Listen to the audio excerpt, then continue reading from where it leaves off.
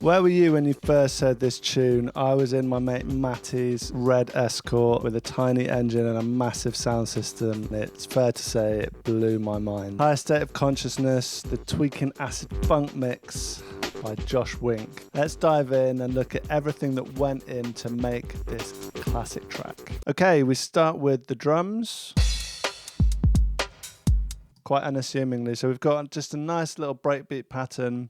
4-bar pattern. I recreated this fairly easily. I actually sampled the track. I just went in, I took a snare here and a hat here, and then I actually put them into my TR8, and here's how I did that. So we've got the kick with this basic pattern, snare, hats, open hat here. I didn't sample this. I used it from the machine because it sounds like a 909 sample.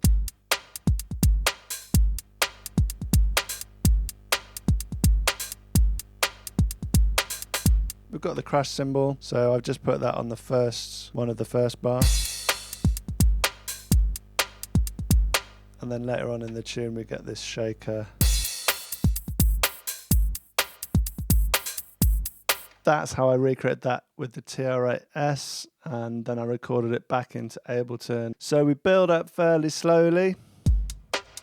Then we have this lovely time-stretched vocal coming into a higher state of consciousness. No, opening into a higher state of consciousness.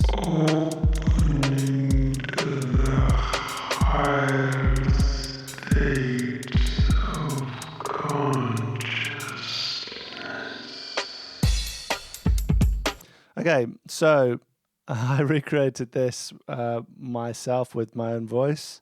So I just take the warp off. We'll just listen to how I said it. Got a little bit of EQ on it. Opening to the higher state of consciousness. I put the warp on and I used texture in Ableton and I increased the grain size a little bit. This is what I got. Opening to the higher state of consciousness.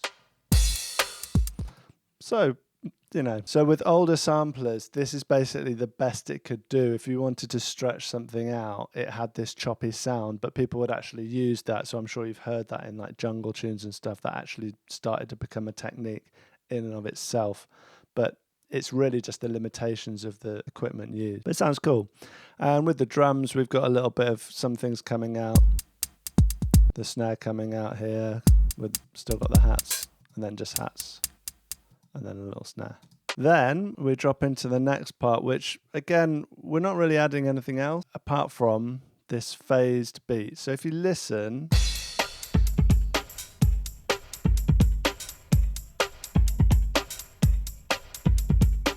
so we've got some kind of effect on the beat. So I think it's another copy of the beat with an effect on. I thought maybe a flanger, but then I decided it was a phaser. I've got something close-ish.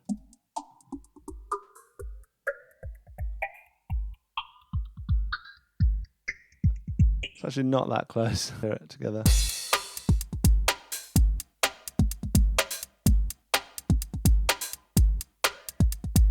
I think it's okay. Really, this is just for the DJ to beat match it. Not really a lot going on until 33. And then on bar 33, without any fanfare, no drum fill or anything, we kick in with the acid sound, which is the heart, the foundation of this track.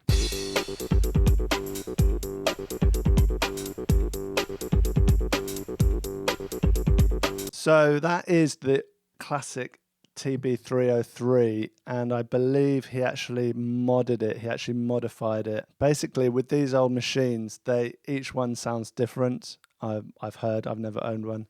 You can get a cheap one, which is what I've got, the Behringer TD3. I wasn't able to get that close. It's like I can get the pattern, but this is my version.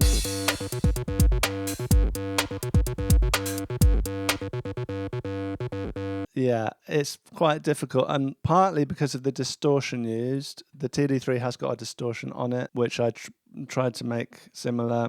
Basically, it's very hard to get precise because There's so many small little tweaks you can make, and also the machines sound different. So there is something special, I think, about the tone he managed to get. I'm not sure what combination of distortion and settings he used, but it's pretty awesome.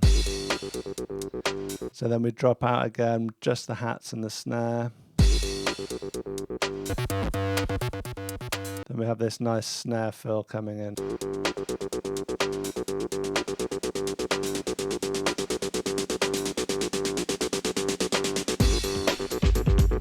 I'm pretty sure this is a 909 snare, and I used my TR-8S to recreate this, basically changing the snappy value. But it's not quite the same, but it's kind of close.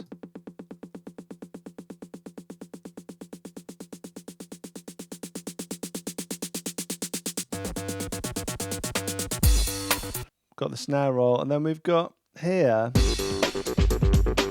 you can hear in the background there's another break, because we've got the crash, which is a 909 crash, but there's another crash cymbal. If you listen at the start of each bar, so it's clearly there's a 1 bar loop of a break with a crash cymbal at the beginning, but it's quite low in the mix, and it's just adding a bit of energy.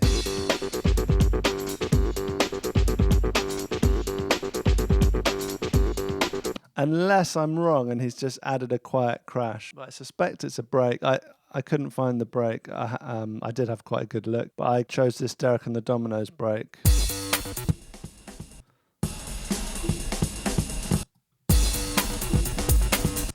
And just had it quite low in the mix.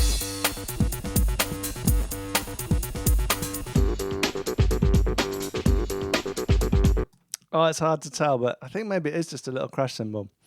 So the track's dropped, we're in, we've got the riff, and then it just builds really. So a nice bit of sequencing. So we've got basically 32 bar, then we drop in, only for 8 bars. Then we have another little drop out, then a snare fill, then more of a drop. It's like the proper drop on 49.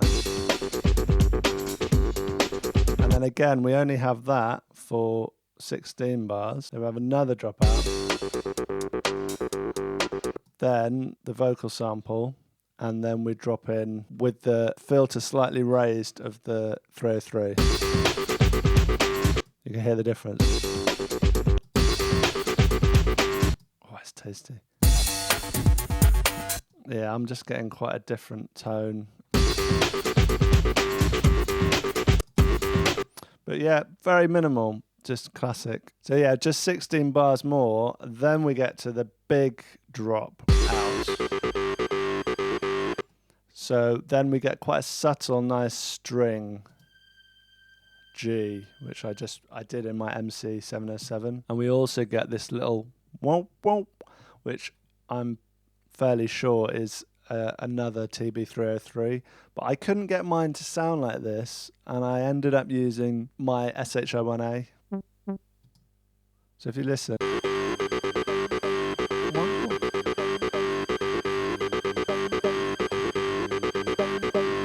I think I needed to use an accent anyway. I got something vaguely close.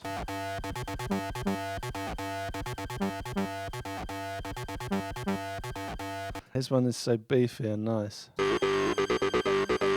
I'm pretty sure it's the distortion.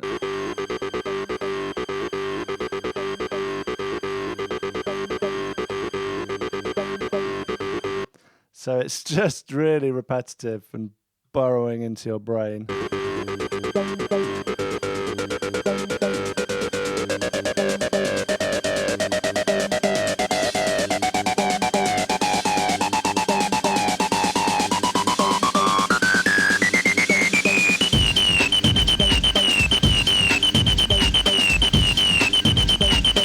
It's just madness. But yeah, we just got it raised all the way up.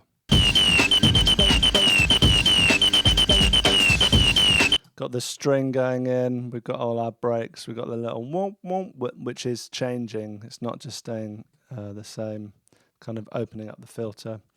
Then we have another little breakdown. And this is where we just go absolutely nuts.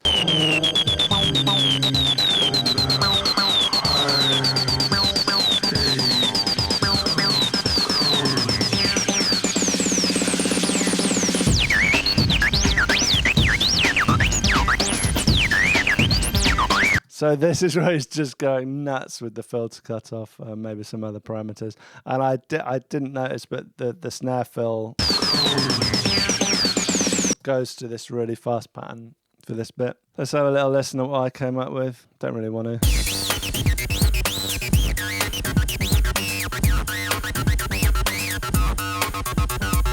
So I forgot to mention here, the only thing on Who Sample for this track is a think break. I was like, I couldn't even hear it, but it is in there, and this is how I put it in my hardware. So for the drum break, I've just got the Lynn Collins think break.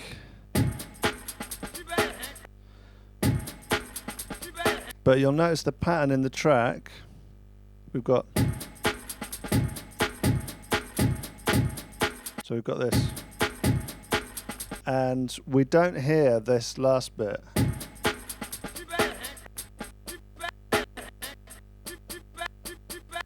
So what I did to avoid that is I just had this pattern, and then here I used the slice function to just play this.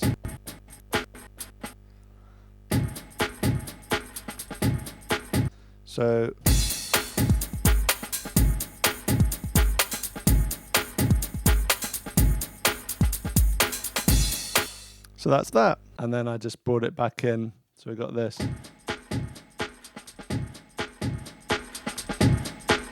Maybe that should be louder. Yeah, I think that's one of the problems with mine. So that's it really. This just goes nuts for all this bit.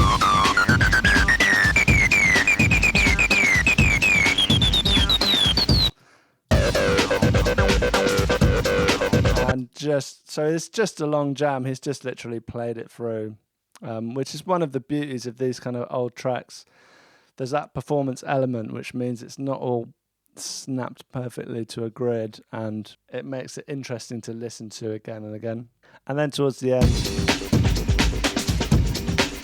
I love this.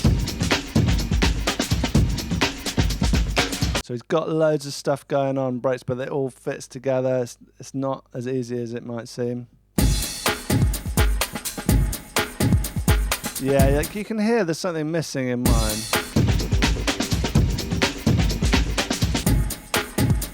I think there's definitely another break in there, but I'm not sure what it is. If you want to support me, please consider joining my Patreon. I don't get any ad revenue for these kind of videos. I just want to say a quick thanks and shout out to each and every one of my patrons. Thank you so much for supporting me. It means the world. I also offer one-to-one coaching. Been focusing on Ableton, but not exclusive to that. People are getting a lot out of it. So if you're interested in that, there's a link in the description. As ever, thanks very much for watching, and I'll catch you in the next one.